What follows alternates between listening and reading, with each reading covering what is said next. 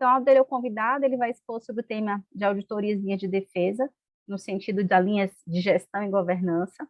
Bem, pessoal, a ideia dessa apresentação hoje, né, é trazer, né, um pouco sobre o resultado das auditorias, com o conhecimento que a KNAC tem, né, com a experiência que a KNAC tem, e como utilizar o resultado dessas auditorias nas linhas estruturais, né, nas linhas de governança e gestão das cooperativas.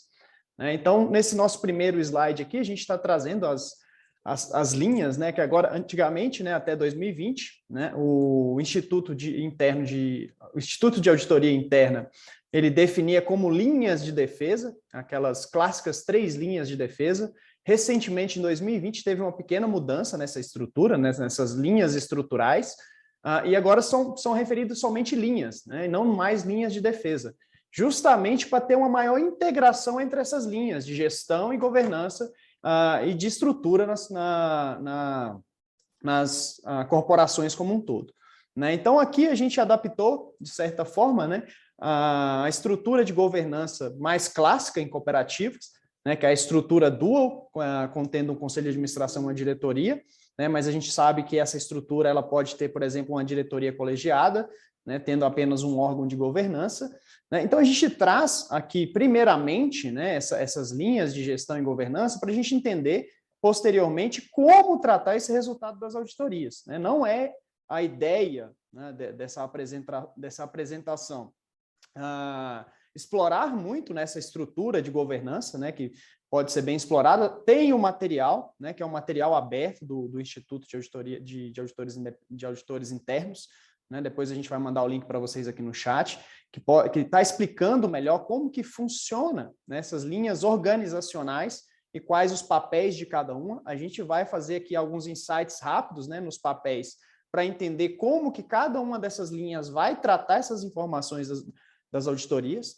Né? Então, vejam que quando a gente fala aqui nas linhas organizacionais, a gente tem a primeira linha, né, que é formada principalmente pelas gerências operacionais, pelas gerências de negócio, que no seu principal papel é entregar produtos e serviços. Né? E junto com essa primeira linha, né, e uma das principais mudanças, né, ocorridas em 2020, né, que é justamente juntar nessa mesma caixinha a segunda linha, né, que são as conhecidas áreas internas, né, de risco, compliance, controles internos, que estão, né, particularmente na cooperativa, é muito forte, né, a área de controle interno, o ACIR, né, que compõe, então, essa segunda linha estrutural aqui na governança. E elas agora estão juntos justamente para reforçar esse papel em conjunto. Né? Então, essas áreas de compliance, de risco, elas não estão segregadas, né? Elas estão com atribuições, com responsabilidades, mas elas não caminham separadamente. Né? Então, essa assessoria, essa gestão, esse controle interno, ele tem que andar sempre de mão dadas com as gerências de produto. Né? Então, essa mudança e colocar em uma caixa, que sendo a caixa de gestão, essa área de compliance, é justamente para ter esse maior conjunto, essa maior agregação, né, desses dois papéis. Bem, e paralelo a isso aqui, a gente tem a terceira linha. Né? E quando a gente fala do cooperativismo, né, a nossa apresentação aqui, claro, ela vai ter sempre um viés mais por cooperativismo de crédito. A gente sabe que a maior parte dos participantes aqui são do cooperativismo de crédito, né? Então acaba que a gente vai sempre estar aqui mais citando exemplos ou situações mais voltadas para o cooperativo de crédito. Mas isso, claro, pode ser sim expandido para as demais cooperativas também de produção, serviço. Então, quando a gente fala aqui da terceira linha, né, tem, por exemplo, nas cooperativas de crédito, né, não são todas as cooperativas de crédito que são requeridas a ter a auditoria interna. Né? Então, a gente tem lá a resolução 4454 de 2015 do Banco Central, que criou, né, a auditoria cooperativa. Bem, a auditoria cooperativa, nessa estrutura de linhas, ela pode sim, ela entra aqui como a terceira linha, né, porque ela entra, né, nesse papel de assessoramento aqui para os órgãos de governança e também de alinhamento, coordenação e colaboração. Essa palavra é uma palavra-chave, né, que é a colaboração para as áreas de gestão. né? Então, a auditoria, e aí a gente tem que desmitificar, né? Eu acho que aqui o principal finalidade dessa apresentação é justamente isso, desmitificar a auditoria como aquele papel fiscalizador de expor erros, né? De apontamentos, é aquela chaga, aquela sujeira que a auditoria está trazendo à tona dos processos que a primeira e segunda linha e a governança estão executando. Não é nada disso, né? Então, a auditoria ela tem que ser vista como uma colaboração. E as situações levantadas pela auditoria, ao contrário de uma sujeira, de uma chaga que está sendo apontada ali na minha corporação, na minha cooperativa, tem que ser entendido como um sinal de alerta, né? Então, as áreas de gestão, principalmente as gerências, elas vão ter o maior conhecimento, né, quando a gente fala aqui das linhas estruturais, do negócio, né, daquele seu papel. Né? A auditoria ela vai ter ela tem que ter esse conhecimento também, claro, do negócio, das regras de como funciona o jogo da cooperativa, mas ela jamais vai ter o conhecimento específico, né, de negócio que essas gerências têm. Né? Então, o que a auditoria vai ter? Ela vai ter um conhecimento muito específico de avaliação de risco, de avaliação de processos, de reporte de riscos expostos ou de riscos que possam estar expostos ou sendo até mesmo materializados. Né? Então, hoje o que a gente vai tratar aqui é como, né, esses riscos, essas exposições trazidas pela auditoria, no caso uma auditoria interna, uma auditoria cooperativa, ou até mesmo as auditorias externas, né, que aqui na estrutura da IA fica aqui de forma paralela, que essa coluna, né, de auditorias externas, supervisões regulatórias, o próprio Banco Central entra aqui também nessa coluna, né, quando a gente fala das cooperativas de crédito, com as supervisões, com os relatórios de supervisões, de inspeções, né, então entra aqui também nessa coluna aqui de supervisão e auditoria externa. Então, quando a gente olha aqui as setas, né, da IA, fica muito claro, né, a questão de definição de apetite de risco, né? É importante que fique muito claro que a responsabilidade por delimitar o risco que a minha instituição vai assumir é do Conselho de Administração. Né? Administrar uma entidade, uma instituição, é inerentemente administrar risco.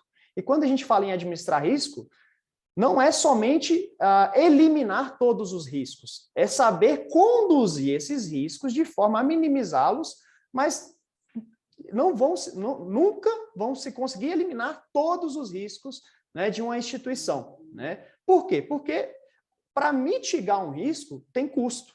Né? E o custo-benefício, o custo da condução dessa instituição é o principal desafio dessa administração. Né? Então, não são todas as necessidades que vão ter recursos direcionados. Os recursos são escassos. Né? Então, o princípio, né, da economia e da administração é justamente gerir esses recursos. Então, o papel da governança é o quê? É entender os riscos, delimitar o apetite de risco que as gerências, né, e a segunda linha vão estar administrando para que, né, não extrapole esse apetite de risco definido. Então, delimitado esses riscos, né? Quando a gente fala de cooperativas ou de cooperativas S4, inclusive tem documentos formais dessa delimitação de risco. Quando a gente fala de cooperativas S4, que são cooperativas, né, que têm uma classificação dada pelo Banco Central, inclusive elas têm um relatório, que é a RAS, né, que é justamente a definição desse apetite de risco. Então, quando a gente fala aqui do papel da administração, delegar, orientar, né, designar recursos e supervisionar. Bem, quando a gente passa aqui, né, para o papel das linhas de gestão em relação aos órgãos de governança, a gente tem a prestação de contas e reporte. Bem, isso a gente vai ver lá depois em relação a esses apontamentos de auditoria, como que é tratado por essas linhas, a primeira e a segunda, e como que vai ter essa prestação de conta e esses reportes. E vejam aqui agora que a terceira linha, além da questão da delegação, orientação advinda da governança e da prestação também de contas, né, da auditoria, que é através do seu relatório de auditoria, né, tem também o alinhamento, comunicação, coordenação e colaboração com a gestão. Né? Então, essa interação aqui, que é uma nova seta introduzida agora nesse novo modelo do IA, é muito importante. Né? Então, essas áreas de gestão, elas vão ter, né, esse papel, né, com base nas definições, nas delegações da administração, está executando os processos, definindo processos, regras, gerenciando o risco, né? Então, a gestão de risco não está aqui só na segunda linha, principalmente ela está na primeira linha. O gestor ele tem o papel de entregar os produtos e serviços, mas sabendo o risco relacionado a esse processo de entrega, e ele tem que estar gerenciando isso com base no apetite definido pela governança. Então, essa seta aqui, que vai e volta, é justamente essa troca de experiências, esse assessoramento, né, que a auditoria vai prestar para essas áreas de gestão, também através, né, do seu relatório de auditoria, e também, às vezes, de forma até mais dinâmica. Quando a gente fala de uma auditoria interna, né, que está ali presente nas estruturas organizacionais das instituições, estão a todo momento disponíveis, né, e quando a gente fala também da auditoria cooperativa, disponível para essa troca de experiência, essa colaboração. Bem, passado isso, agora a gente entra num fluxo específico, que é o fluxo de tratamento dos resultados de auditoria. Bem, todos aqui já conhecem os relatórios de auditoria, seja auditoria externa, auditoria cooperativa, e o que a gente quer aqui agora é desmitificar um pouco, né, os apontamentos do relatório de auditoria, que não podem ser tratados como simples falhas, problemas, situações a que a auditoria está expondo, né, que são falhas, seja da governança, das minhas áreas de gestão. Então, isso acaba gerando, de certa forma, né, uma aversão, né, a esses relatórios. Né? Então, essas áreas, tanto a gestão quanto a governança, elas acabam visualizando o relatório de auditoria, né, de uma forma maléfica para a instituição, porque está me expondo os meus problemas, o que eu estou fazendo de errado. E não é bem por aí. Né? O relatório de auditoria, o principal objetivo dele é, com base na experiência dos auditores, não somente no conhecimento específico, como eu disse, o conhecimento específico de um auditor, ele nunca vai ser tão amplo, ele pode até ser por conta de algumas especializações, mas dificilmente vai ser tão amplo como o próprio gestor. Né? A gente está falando, por exemplo, aqui na KNAC, que a gente audita cooperativas de crédito, o auditor ele vai a campo, ele vai fazer auditoria, ele tem que auditar todos os segmentos da auditoria. Então, quando a gente fala de cooperativa de crédito, risco de mercado, risco de crédito, risco de liquidez, procedimentos de cadastro, procedimentos de PLD-FT. Então, imagine um auditor tendo um conhecimento específico em todas essas áreas, superior a cada gestor que é responsável por cada área. É humanamente impossível. Né? A gente costuma brincar que auditor é igual pato. Né? Ele nada, ele voa e ele anda. Mas ele não vai nadar igual um peixe, ele não vai voar igual uma águia e não vai correr igual uma lebre. Que é justamente a especialidade daqueles gestores. Então, o que é auditoria? Mas se ele não conhece mais que eu, como que ele vai me fiscalizar e ele vai dizer que eu estou errado? Pela avaliação do processo em si, pela avaliação do risco. Né? Então, a visão do auditor é enxergar o processo e visualizar riscos. Né? E, claro, também conformidades, como, por exemplo, quando você tem normas regulatórias, o auditor ele tem que explorar essas normas e verificar se esses processos estão adequados a essas normas. Né? Então, é com base no relatório de auditoria que vai ser apontado pelos auditores essas possíveis exposições de risco. Né? Aqueles riscos que estão expostos, e aí tem um conceito que é importantíssimo, que é o risco exposto e o risco materializado. Né? Então, tem muito gestor, tem muito membro de órgão né, de governança, que às vezes, ao ver um apontamento né, de uma exposição de risco, entende que não é um apontamento por não ser um risco materializado. Né? Quando a gente vai lá, por exemplo, né, vamos supor que uma determinada instituição ela tem um controle, que é um controle para compras. Né? Para eu prosseguir com a compra, né, eu tenho uma aprovação, tem que ser aprovado, por exemplo, por um diretor. Aí o auditor vai lá, né, e essa aprovação, vamos supor que é manual, é um carimbo e uma assinatura. O auditor vai lá, né, e pega uma determinada compra que não teve aquele carimbo e aquela assinatura. Né? A primeira pergunta é o seguinte: tem alguma coisa errada aí na compra? Não, não tem nada errado. Mas não tem aqui a evidência né, de que passou por essa alçada, por essa aprovação. Né? E aí o gestor, seja ele, fala, não, então não tem problema. Né? Eu esqueci, mas já que não, mesmo não tendo aí a evidência, se não teve problema, se a compra está dentro das nossas regras, não tem um problema, mas tem um problema de controle. Por mais que a compra tenha sido feita né, dentro das regras, a falta desse controle, da formalização desse controle, pode expor a uma futura, né, porque se eu conseguir prosseguir com o processo sem a realização desse controle, o que me garante que outros processos também não vão prosseguir? E esses outros processos podem sim, né, materializar risco, pode ter uma compra indevida. Né? Então, essa que é a diferença da exposição de risco da materialização. Aqui a gente já tem que desmistificar, né, ou tirar esse primeiro, ou aprender com esse primeiro conceito de risco exposto, né? Aquela questão, a porteira está aberta, se não saiu nenhum boi, ótimo, mas vamos fechar a porteira. Né? Vamos melhorar os controles, vamos implementar controles se necessários para que o risco não venha se materializar. Né? Então, o primeiro ponto é esse. É necessário que um relatório de auditoria traga riscos expostos que, por vezes, não estão materializados. Né? Então, tem essa sinalização de risco que deve ser tratada tanto pela gestão quanto pela administração. Bem, tendo o relatório de auditoria e tendo fixado esse conceito, né, de que pode ter riscos expostos, mas mesmo não materializado, a gente entra numa segunda etapa. Essa segunda etapa tem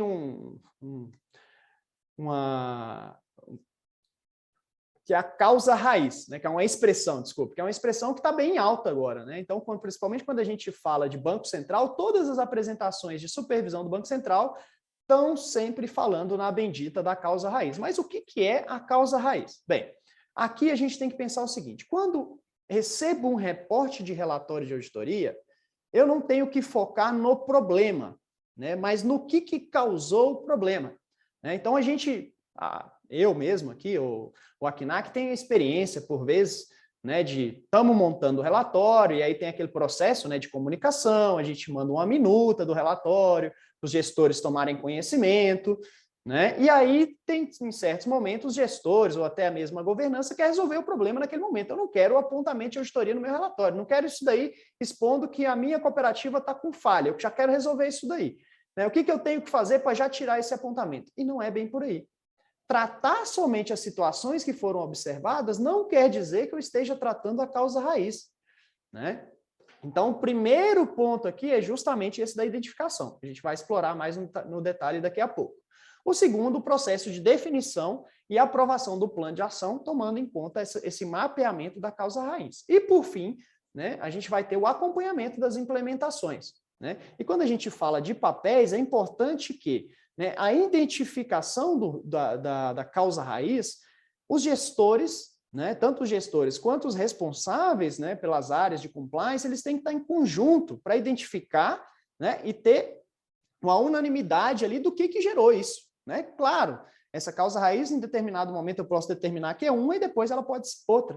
Né? Então, essa coordenação entre essas duas linhas é primordial aqui para essa identificação. O processo de definição também. Né? A segunda linha, a primeira linha com seu conhecimento específico, a segunda linha com seu conhecimento de compliance, de processo, de como que os controles funcionam, vão ter essa interseção justamente para conseguir definir um plano de ação efetivo para que esse problema não ocorra também. Vamos explorar agora, mais para frente, no detalhe desse processo. E, por fim, o acompanhamento.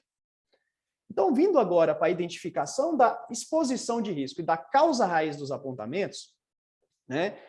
Quando as linhas não têm um processo adequado de gestão de riscos, é comum descobrir problemas apenas quando eles acontecem, né? Que são aqueles... Aqui tem outro conceito que é importante para distinguir controles. Né? Eu tenho um determinado processo e dentro desse processo eu tenho diversos controles. E esses controles, em tipificação, eles podem ser divididos em controles detectivos e controles preventivos.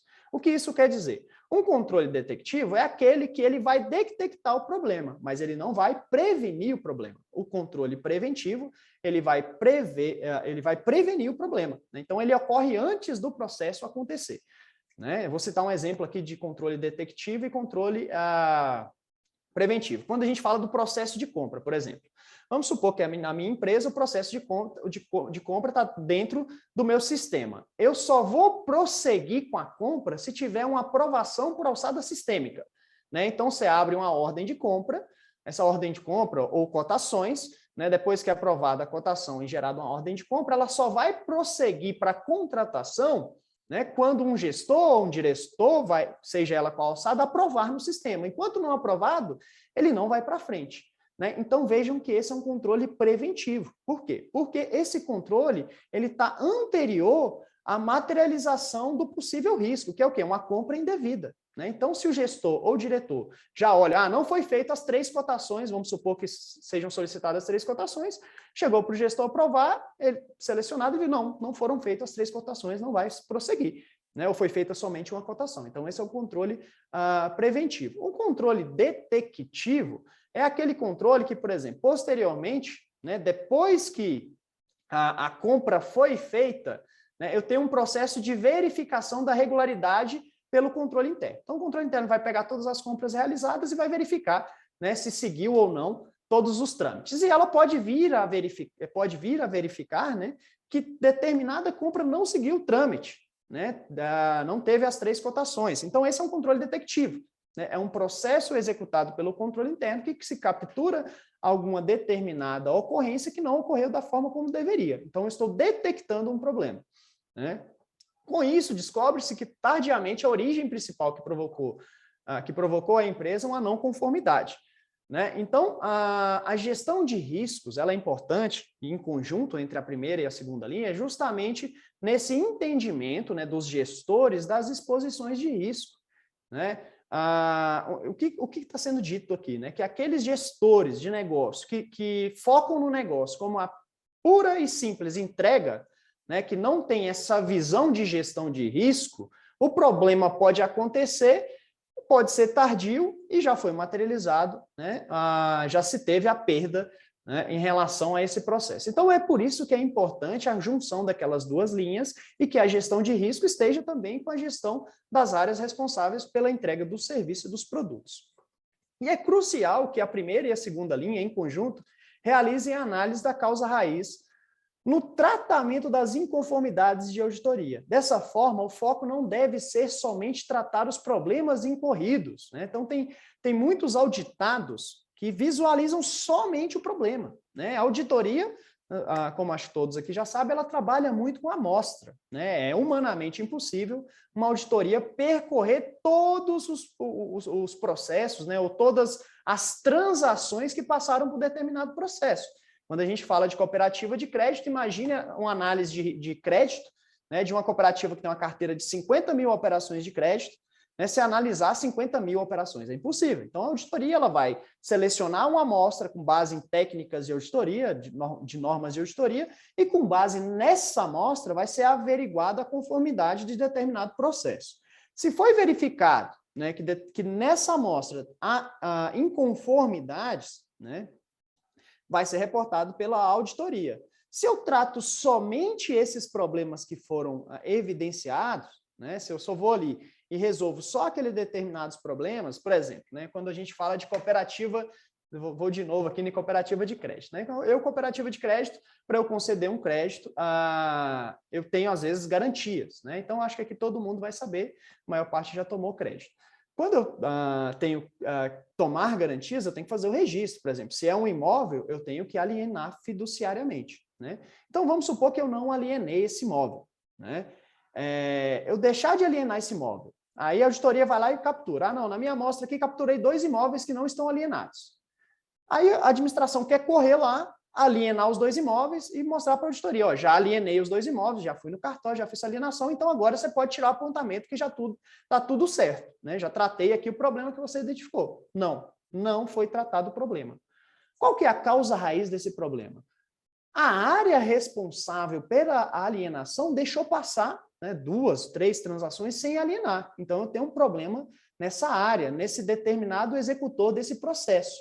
Então, a causa raiz tem que ser identificada, né? Então, o que a primeira e segunda linha vão identificar? Não, eu verifiquei que nesse processo eu tenho um estagiário recente, né, que está executando esse processo e ele acabou deixando de alienar, né, para essas determinadas operações e eu não tenho um fluxo, né? Lá na hora que eu vou liberar o crédito também, aquele responsável por liberar, ele não tem um fluxo de conferência ali se os bens estão ou não alienados, ou sistemicamente eu teria que fazer um flag no sistema de que foi alienado para ir somente, né, ter a liberação. Vejam que, né, eu posso ter vários controles que vão tratar essa causa raiz, uma automação sistêmica, né, uma contratação ou uma reestruturação da área, né, implementação de controles de feito e conferido. Então, tem diversos controles, né, que eu posso implementar para tratar essa causa raiz.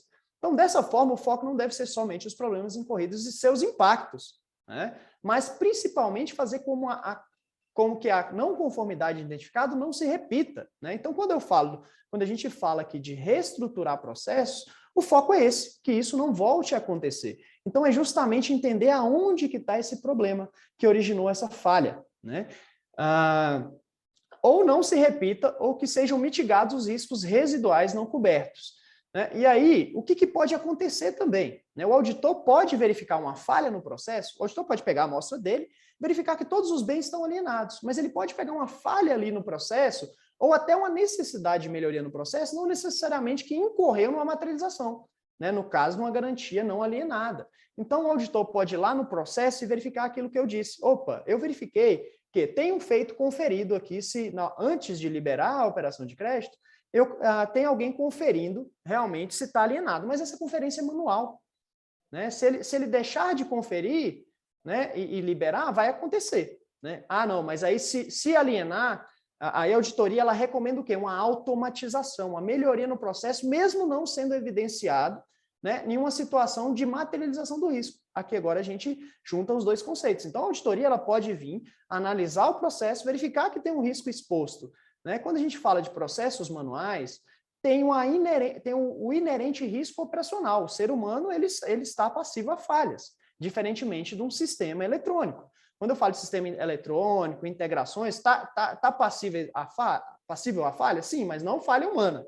Está passível a cair o sistema, ter um problema no código, aí é outra coisa. Se o código estiver redondo, estiver funcionando, testado e efetivo, esse sistema vai estar funcionando e ele vai barrar, né? Se determinado eu tenho que ter um retorno, por exemplo, lá de quando eu falo, a gente pode falar aqui de algumas garantias, né? Que tem a custódia em algumas câmaras, por exemplo, a CIP, né? Então eu vou liberar uma operação. E aí eu mando para a CIP uma ordem, né, de bloqueio daquela garantia e ela me dá um retorno automatizado, né? E aí meu sistema recebe isso, eu só vou liberar o crédito se isso aqui estiver devidamente travado lá nessa câmara. Então vejam que é um sistema, que é um controle automatizado. Esse controle ele é muito mais forte, muito mais robusto, né? Então entender essas causas raízes é um dos papéis aqui da terceira linha e propor essas melhorias. É claro que aqui a gente está falando de recursos, né? E aí entra essa visão da administração. Entender essa causa raiz, entender os recursos, né, que eu tenho que despender para tratar e o custo-benefício. Aqui que a gente entra na avaliação da governança, né? Ela vai determinar, olha, eu tenho um processo aqui que eu sou uma cooperativa de crédito focada em crédito consignado, geralmente não tem garantia, e nos últimos 5 anos eu só tive 2 operações que tiveram alienação. Será que eu tenho que contratar um sistema, desenvolver um sistema que me requer recursos para melhorar esse processo? Dado que isso é residual, isso é um risco muito pequeno, eu vou continuar com o processo manual, auditoria. Por mais que isso seja realmente uma melhoria, o custo dessa implementação não condiz com o benefício que eu vou ter, porque o risco é baixo, né? Quando eu vejo em termos de probabilidade, pode ser até que a probabilidade seja alta de dar um problema no meu processo, mas o impacto é ínfimo, são pouquíssimas operações, o volume é muito baixo, né? Então, é isso daqui, eu não vou fazer a automação, mas eu vou, né, manter aqui o meu controle manual. Então, essa aqui é a análise, né, da identificação da exposição de risco, da causa raiz, né, junto entre a primeira linha, a segunda e até mesmo a governança. Esse processo deve ser requerido e acompanhado pela administração da cooperativa, né? Então, é justamente aqui que entra, né, quando o relatório de auditoria ele é direcionado para a administração. Então, recebido pela administração, esse relatório é direcionado para áreas de gestão. Ao se encaminhar para a área de gestão, a primeira coisa que a administração tem que fazer e registrar, né, nas suas análises é o que? Olha, eu preciso que seja feito o plano de ação, né, requerido, que seja acompanhado. Esse é o acompanhamento da administração. Definir, olha, eu quero que o plano de ação seja feito dentro de um mês, dentro de uma semana, aí vai dado ali o volume desses relatórios, né?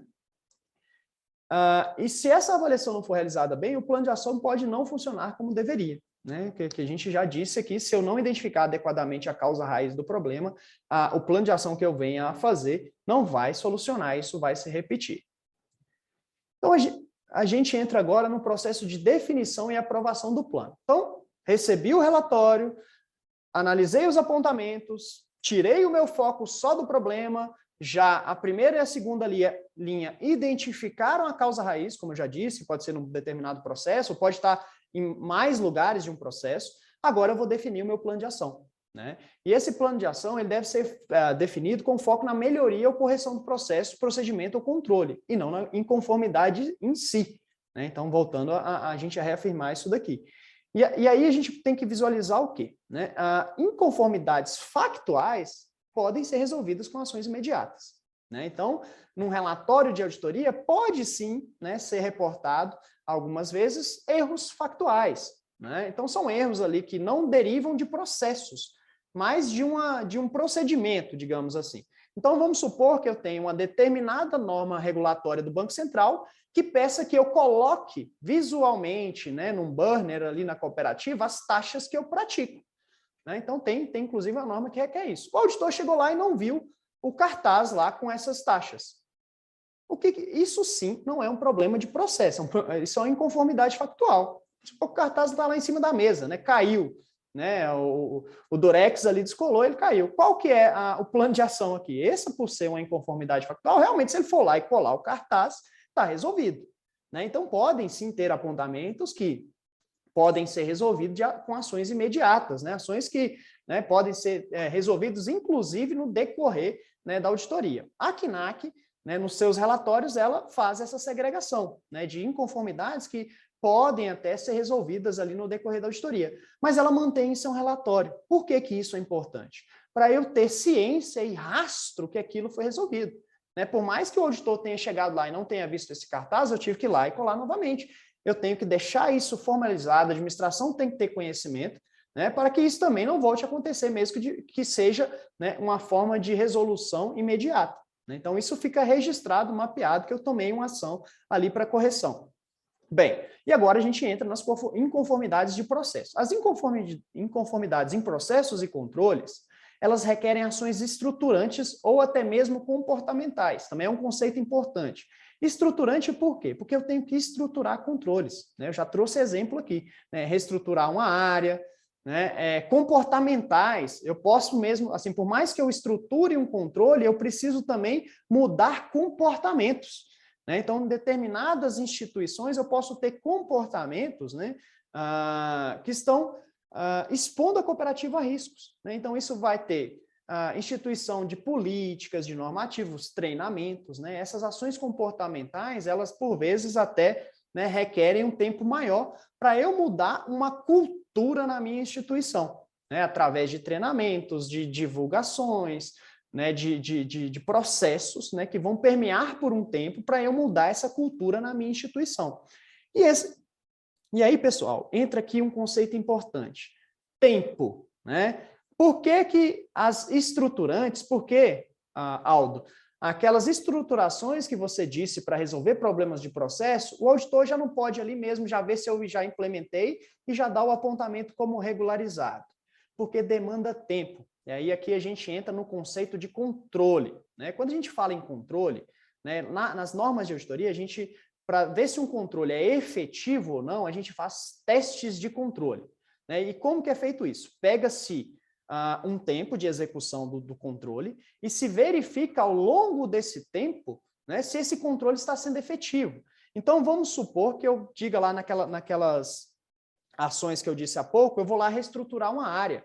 Contratei um analista e esse analista agora vai ficar responsável por fazer aquela alienação. Por que eu não posso chegar lá e verificar a evidência da contratação, eu, auditor, e dizer que esse problema está resolvido? Porque eu preciso ver esse controle rodando por um determinado tempo para verificar se está efetivo ou não.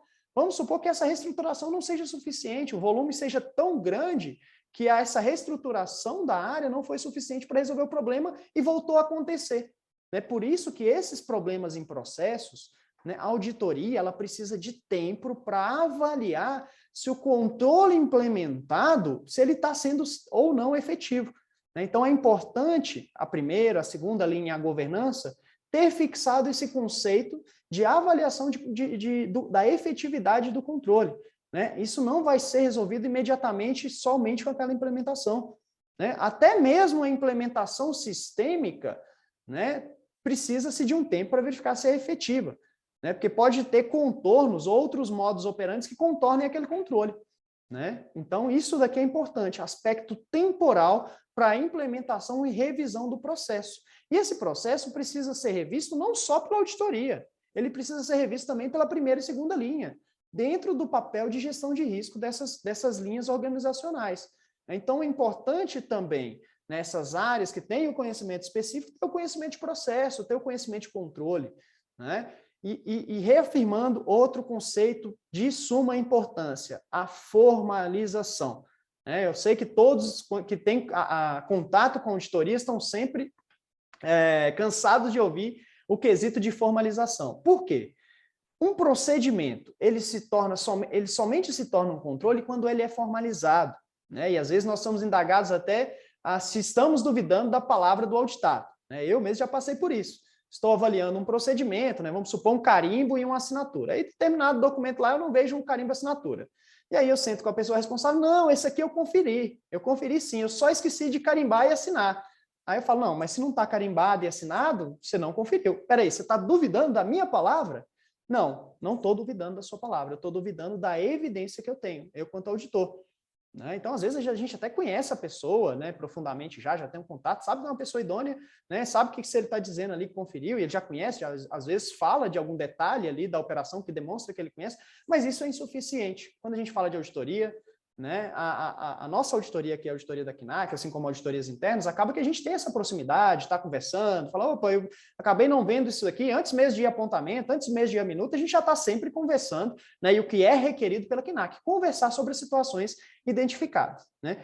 Mas, por exemplo, cooperativas de crédito, o Banco Central não vai ter essa interação. O que a gente conhece de autoria do Banco Central, você manda a documentação, eles não falam nada e depois já vem o apontamento. Esqueci de mandar uma evidência.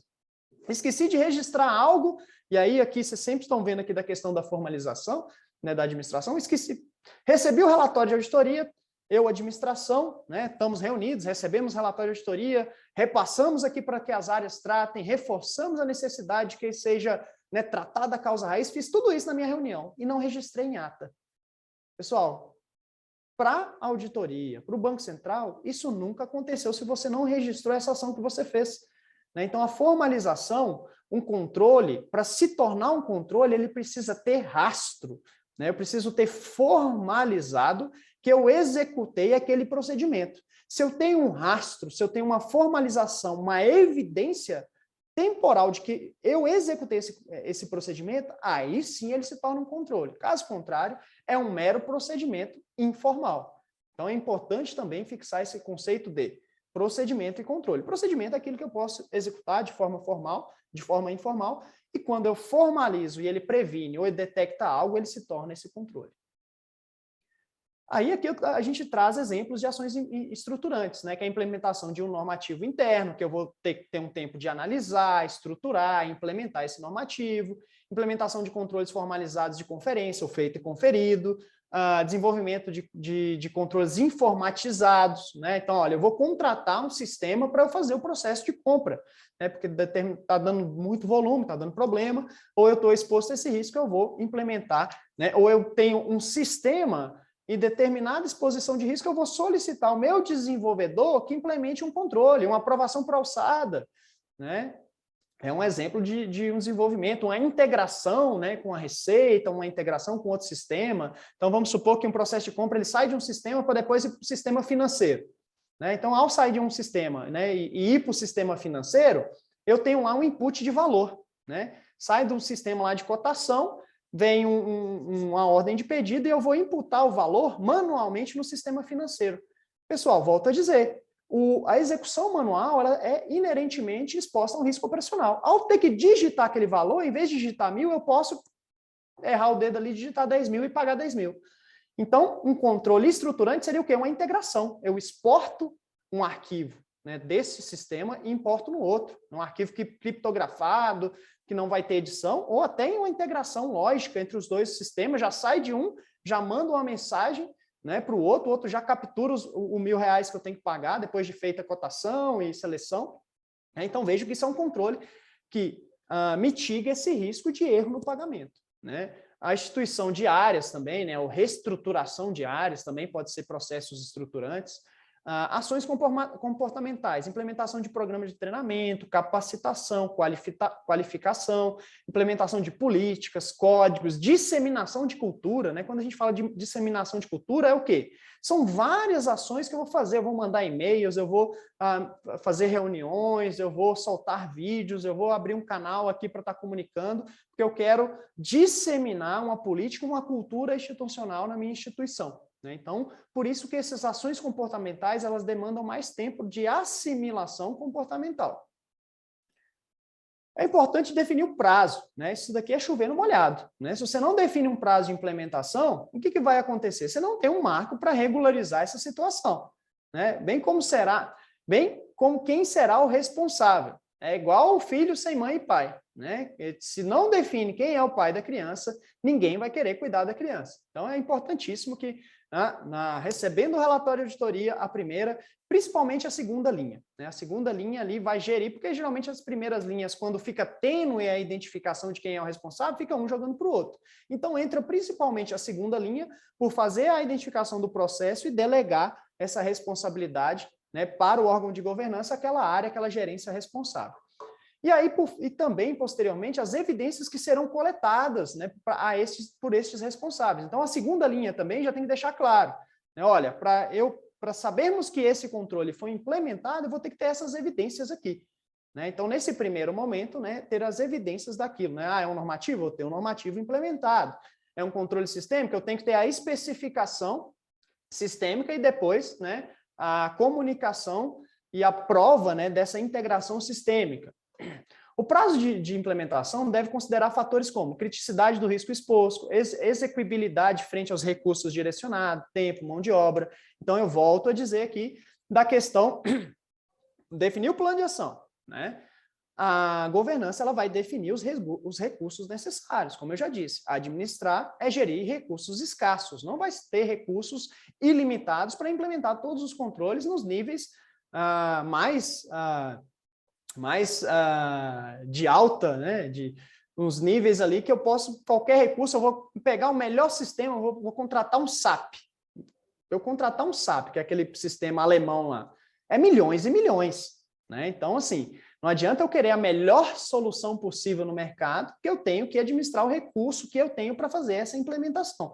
Então, é importantíssimo, né? A criticidade, porque eu preciso fazer um cronograma, não adianta também querer resolver tudo ao mesmo tempo, né? Porque precisa ter um escalonamento, tratar com base no risco exposto.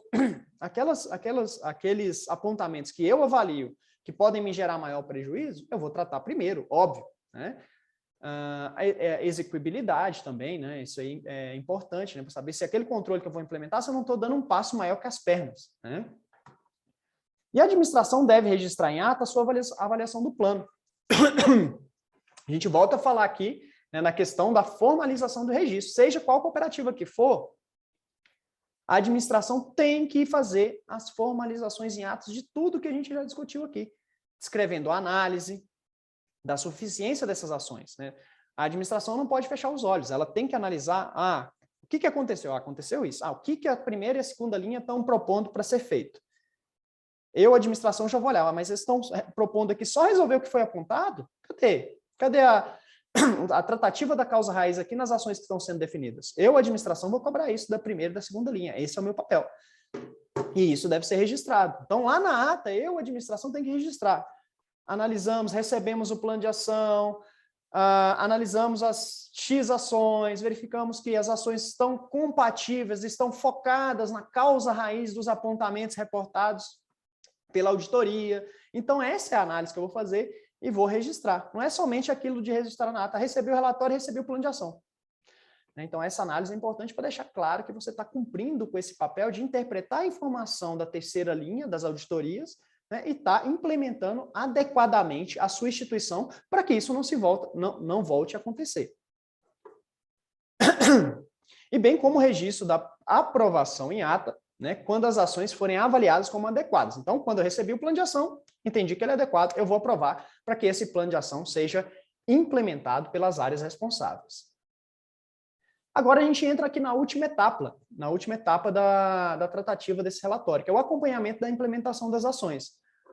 Raquel, eu estou prosseguindo aqui, acho que até agora não teve nenhuma dúvida não, né? Não, ainda não recebemos perguntas.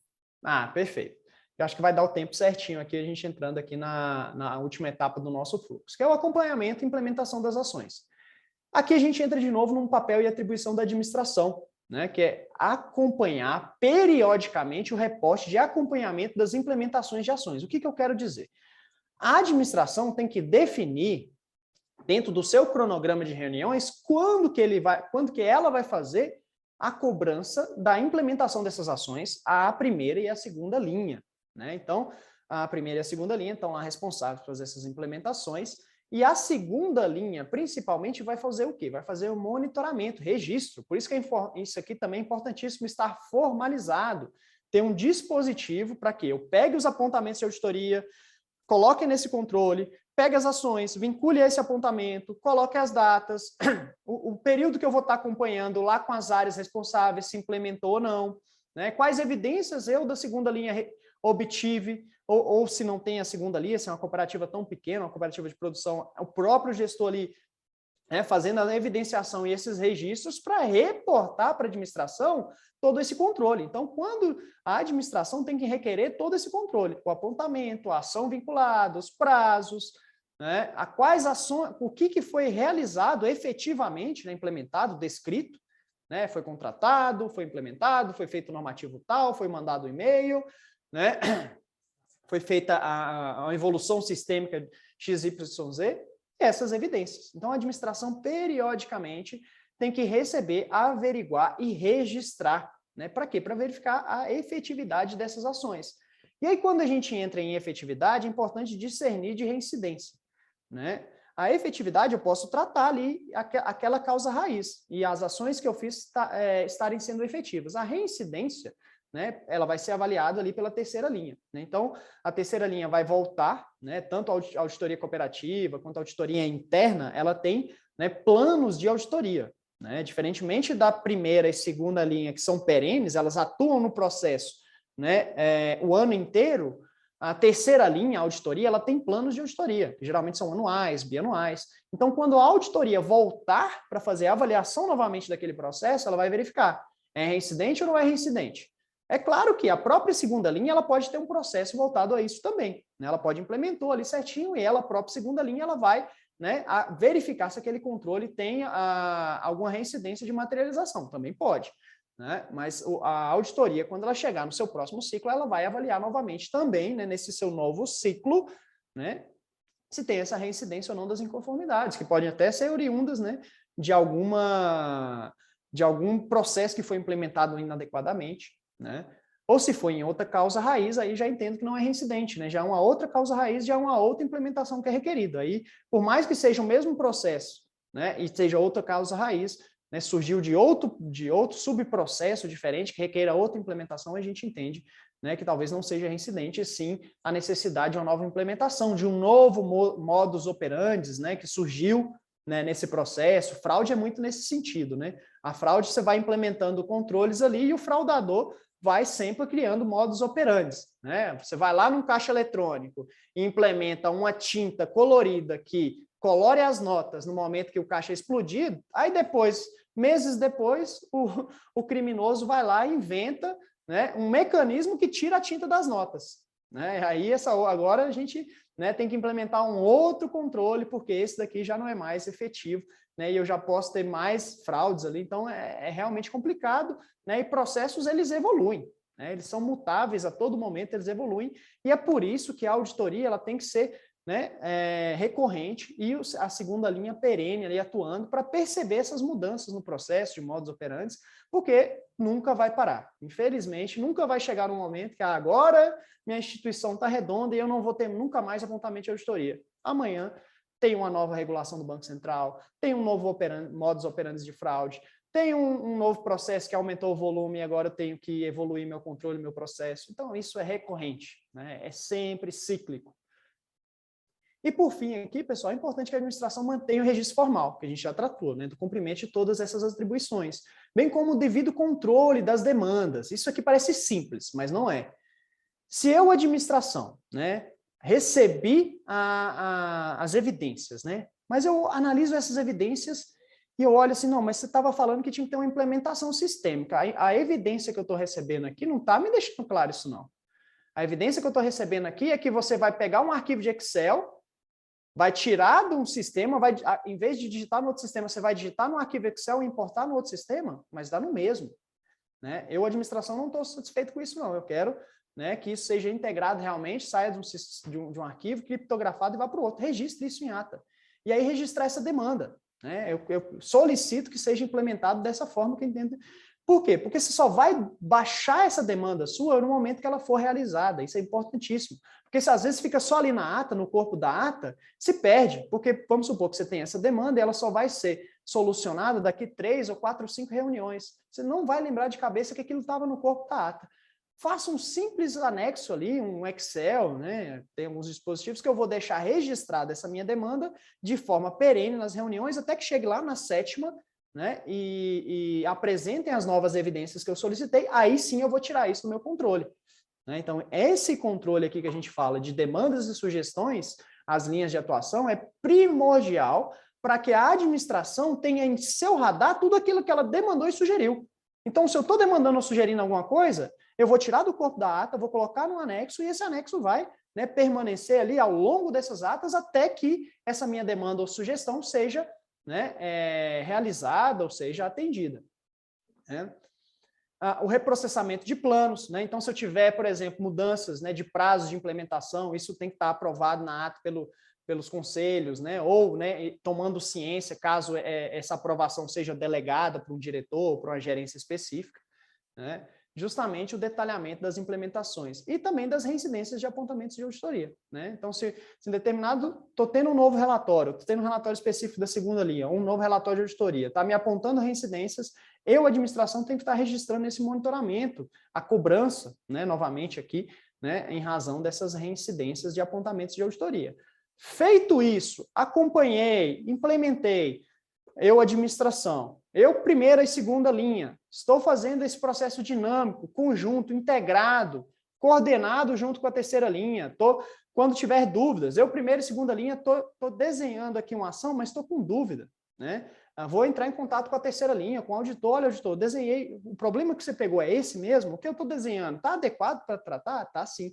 Então, vejam que essa mudança nas linhas organizacionais pelo Instituto de Auditores Internos é justamente nessa linha de coordenar e ter uma ação conjunta de todas as linhas organizacionais para alcançar esse objetivo que é gerir o risco na instituição, diminuir o risco ou mitigar o risco, né? Não eliminar, é mitigar até um ponto que não vá me gerar prejuízos, perdas, né, nessa instituição.